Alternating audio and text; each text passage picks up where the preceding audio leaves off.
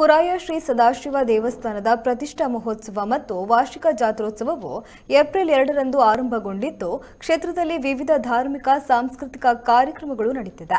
ನಿನ್ನೆ ಕ್ಷೇತ್ರಕ್ಕೆ ಬೆಳ್ತಂಗಡಿ ಶಾಸಕರಾದ ಹರೀಶ್ ಪೂಂಜಾ ಅವರು ಭೇಟಿ ನೀಡಿ ಶ್ರೀದೇವರ ದರ್ಶನವನ್ನ ಪಡೆದಿದ್ದಾರೆ.